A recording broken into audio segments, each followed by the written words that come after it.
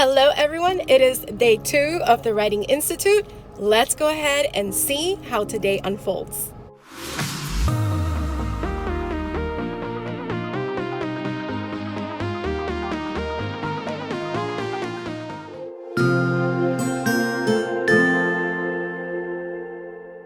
Welcome. Today is Wednesday, June 22nd, and I'm about to go in to the school where the Writing Institute is being held and strap in because today we have 2 very special speakers and I'm looking forward to how everything will unfold today. So let's go ahead, go in and get our day started. This morning, our facilitators provided us with breakfast. So this was the middle school table, this was the high school table, and this was our table with our adventure theme that had different goodies for us to enjoy. This is today's flight plan, and we started with a writing about our house. We drew a floor map of our house on graph paper and then wrote a little bit about it. We then had a beautiful presentation by Jennifer Jacobson that went over her writer's workshop, and we got her book, and this beautiful quote was amazing. These are resources that she recommends for the 6 traits, and these are some topic grids that she gave examples of to help students come up with ideas for writing. And she went over the conferencing process, which I talk about later in the video. This was our nice little treat for the afternoon, a nice little pen with the logo and multiple colors. And in the afternoon, we were in a new room where we had a presentation by Jago. At the end, I turned in my reflection. We just wrapped up day 2, so I want to share the takeaways from day 2 of the Writing Institute. This morning, it all started with a writing activity as soon as we walked in. The facilitator asked us to think about different homes that we have had and think about one particular home. It doesn't have to be the home you're currently living on, but just kind of picture, walk yourself through the floor plan of that house, and then she had us sketch that home on graph paper. After we sketched that home on graph paper, she had us put a star on one particular room that we wanted to write about. And then we had a couple of minutes to write in our interactive writing notebook about that particular place in the house, or you could write about the entire house. After that, just like we did on day 1, we shared with our group. Everybody in the group shared together. And then after all the groups had done sharing with every member, one person per group was chosen to share out and share to the entire class. And then after that, one of the facilitators read the passage Kitchen, which talked about one particular room in that author's life. And in that particular passage, the author described their experience with that particular room and what it meant to them. This was a really great activity to jumpstart our day into some writing. And of course, they said, if you didn't have enough time to finish the writing piece, we planted a seed so that you can go back and continue writing that piece when you have more time. Then it was time for our morning presenter. So today, like I mentioned earlier, we had 2 presenters. Our first presenter for today was Jennifer Jacobson. She was amazing. I took 13 pages worth of notes, and her biggest thing that she shared with us was a more successful way of implementing writer's workshop. So here are a couple takeaways, and get ready because it's a lot.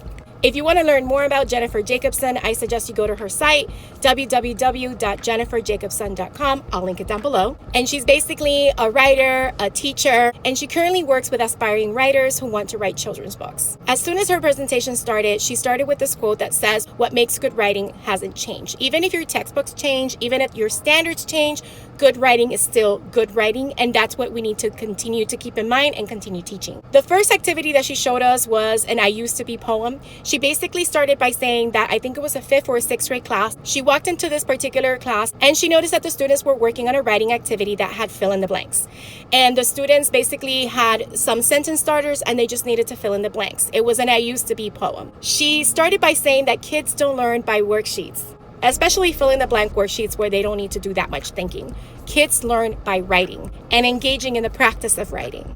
So as she's walking around, she notices one particular student and she had completed the activity, but she told Jennifer, I am not done. Come back later and I'll show you what this can be because right now it's not very good.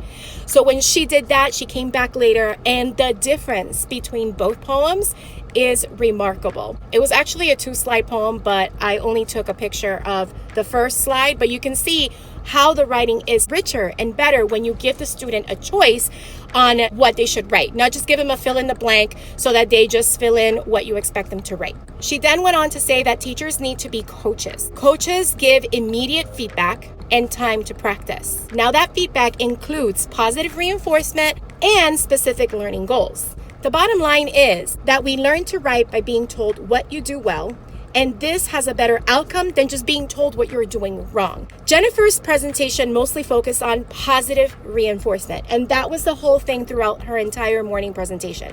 Everything that you do in a writer's workshop needs to be grounded in positive reinforcement. She then went on to compare and contrast traditional writer's workshop and her method of doing writer's workshop, which I want to give you a brief summary on. So basically, you start by gathering your students around in a carpet or the rug area.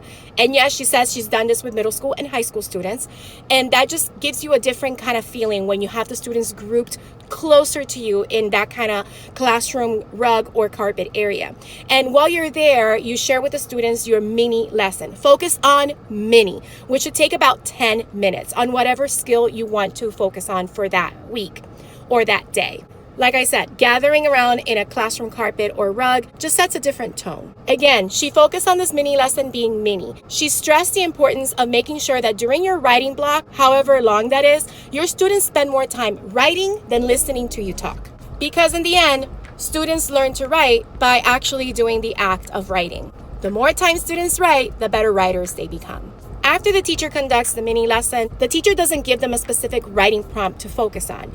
Instead, she asks each student, what are you working on? And the students will then let her know what they're working on when it comes to their writing. So the students have agency and choice when it comes to what they're going to write. And whatever they are writing on, they're going to think about the mini lesson the teacher gave and apply that to their writing. Once the students are all at their seats and they're about to start writing, the teacher turns on some music that sets the mood for getting started with writing.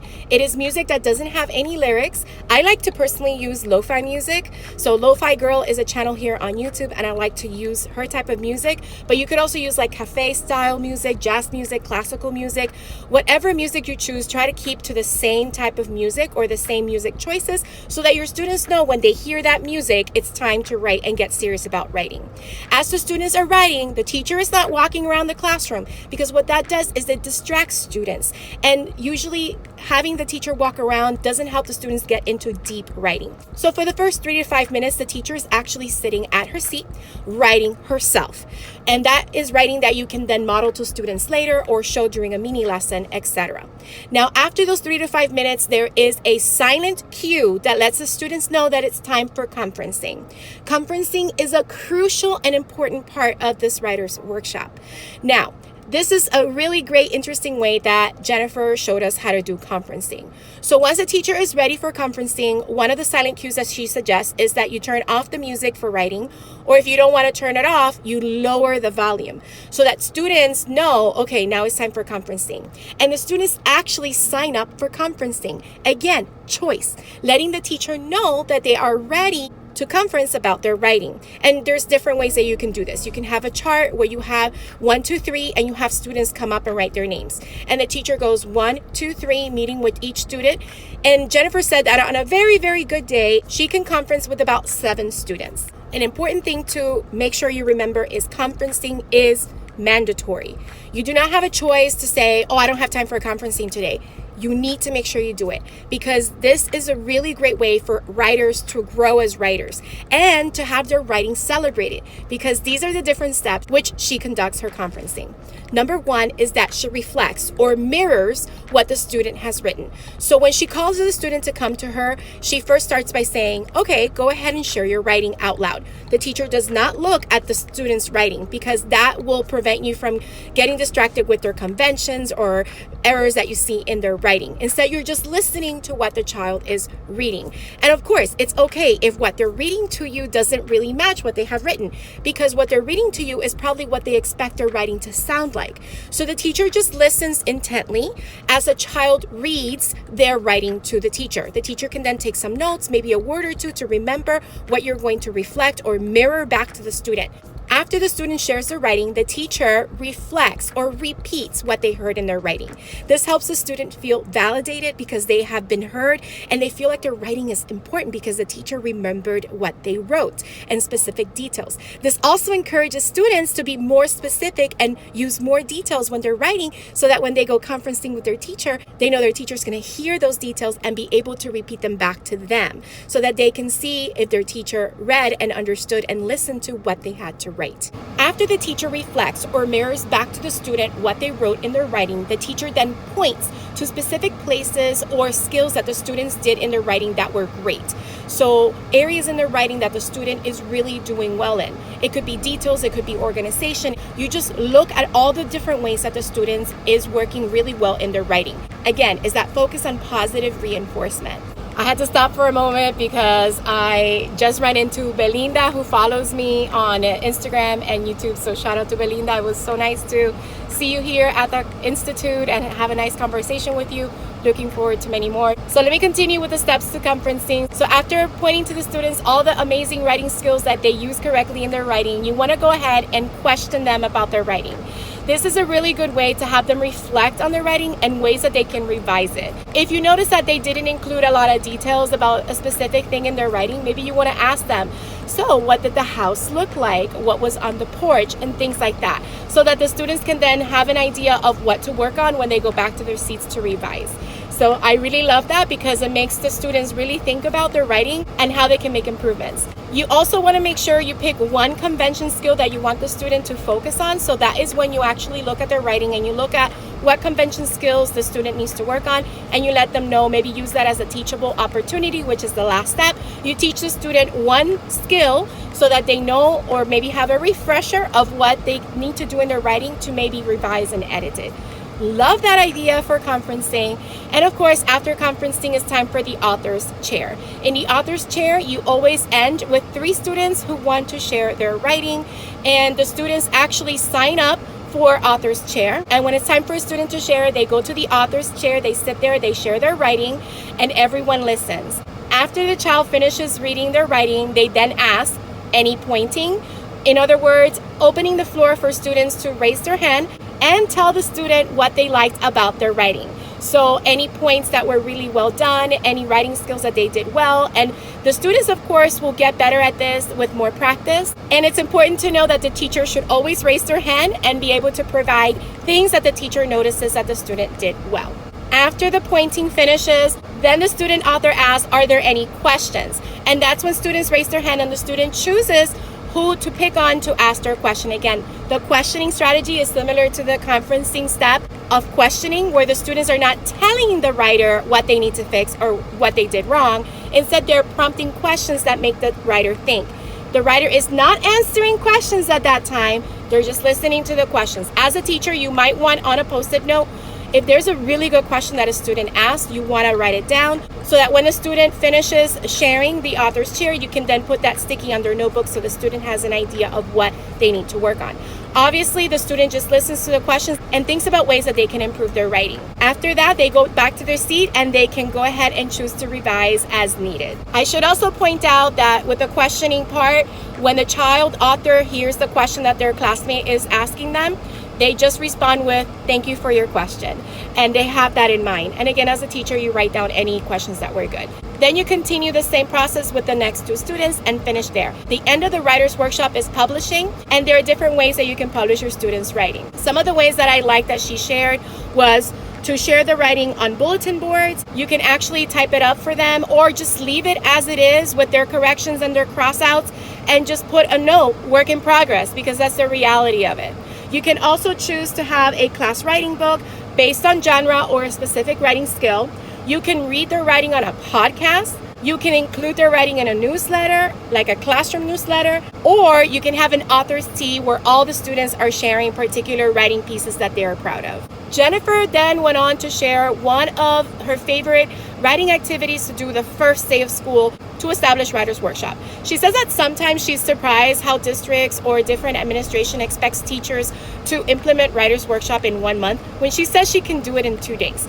Basically, you start with the first day and you conduct Writer's Workshop as if the students know what to do. And basically you start by having them gather on the carpet or the rug, do a mini lesson with them, and then have the students go back to their seats to write, conference with a couple students. Obviously on day one, you don't have anybody that has signed up because they don't know the procedure to do that, but you would just tap on the shoulder of maybe 3 students to conference with, and then you can end with author's chair. So the lesson for the first day of school is basically once she gathers them in the carpet or rug, she starts drawing different doodles on a board about different stories about her life. And she says, okay, this area here, I'm gonna draw a doodle of a playground. I'm gonna put an X because there's a story there. The students are gonna be like, wait, what's the story? She goes, oh, that's my story to keep and share for a later time. So then she continues to do that with a couple of doodles. And basically she says, sometimes as writers, we know what to write, but sometimes we don't. So when I don't know what to write, I create an idea map. And that idea map helps me know what topics I can write about when it's time to start writing.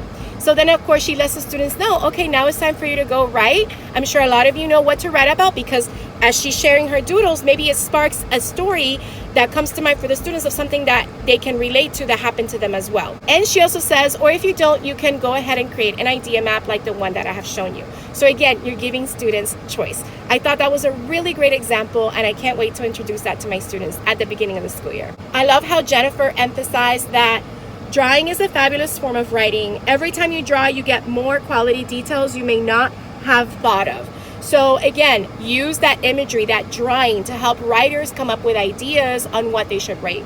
So that was my greatest takeaway from this morning. If you want to know more about these steps of implementing this type of writer's workshop, I highly encourage you to grab a copy of Jennifer's book. The one that was given to me is for grades 3 through 8, which is right here. No More, How Long Does It Have to Be? Fostering Independent Writers. And she has a version of this for grades K through 2. And I'll go ahead and link her book down below. So all of these steps that I showed you are detailed in her book with ideas and activities that you can use to implement Writer's Workshop in your classroom. Now, in order to implement this in my particular classroom, knowing the district and state demands when it comes to writing, like my students need to be able to write essays, analytical text-based essays. So I needed to make sure I knew how to implement this. And she was giving us some ideas about prompts, or how to use prompts. She actually doesn't encourage the use of prompts, but she knows that we need to use these prompts that are given to us in our reading curriculum, as well as what the state expects us to do and the district as reading teachers. So she said, and I like this idea because I feel like it's something that I can implement, have 1 week where you give student choice and 1 week where you're focusing on that prompt. Because she says if you take away student choice, the writers are not going to become the writers that they can possibly be. So it's important that we do allow student choice when it comes to writing, even if we still need to implement a prompt-based, text-based, analytical writing type of writing lesson. So I really like that, and I wanted to share that with you because you may be a teacher that is in my same situation. So I'm happy that she was able to provide that option as a way to implement this type of writer's workshop. After that presentation, we had lunch, and after lunch, we had our afternoon presenter, which was Carol Jago. Carol Jago is a well-known author, and she is a past president of the NCTE, which is the National Council for Teachers of English. Her presentation was focusing on writing that brings us together, and she started out her presentation by having us look at some information from Common Sense Media on statistics on how much screen time tweens and teens have. So she had us look at that, look at it, write about what we're noticing, have a conversation about it. And then she went into talking about voice. She showed us a picture of it was a gross picture. It was somebody with like food in their mouth and their mouth was open. She had us write a paragraph describing someone whose eating habit disgusts you without using the word disgust. So making sure that we choose that word choice that brings out the voice that describes that situation. And that was a great activity to do. So we wrote, we shared within our groups, and then we shared out. And then she talked about sensory imagery. And I liked an activity that she did. She had us read a poem by Sandra Cisneros and draw little labels of the senses. And after she read the poem, she had us read it silently. And as we read it silently, we underlined different parts that applied to one of the 5 senses, and we would draw an arrow that pointed to that sense symbol. And then we talked about it with our groups to express what details were connected to what senses. Sometimes details were connected to multiple senses. And that activity just helped us see the importance of including the senses when we are writing and looking at the syntax that the poet uses, like seeing the choice that the poet made. For example, in this particular poem, Sandra Cisneros didn't use any punctuation at all. So we talked about the effect that creates when a poet does that. And then she just happened to share a variety of different great books that she suggests that we read to our students, making sure that we include diversity in our books as well as representation. So that is pretty much the end of day 2, and that was quite a lot to go through. I hope you stuck around for all of that, and I'm very excited to see what tomorrow brings. So with that, I will leave you for today. I hope you enjoyed coming along with me on day 2 of the Writing Institute. If you did, don't forget to hit the like button, leave a comment down below, let me know what you thought or any questions you may have. Also, if you haven't subscribed, please consider subscribing and hitting the bell for notifications so you don't miss any future videos. I hope you have a beautiful, magical day, and don't forget to smile. Hello dreamers, wishers, and magical thinkers. Thank you so much for making it to the very end of this video and for showing your support. If you'd like to subscribe, you can do so by clicking on my picture down here. You can also check out my latest videos here and here. Don't forget to believe in the magic that's inside you because you are capable of great things. See you next time.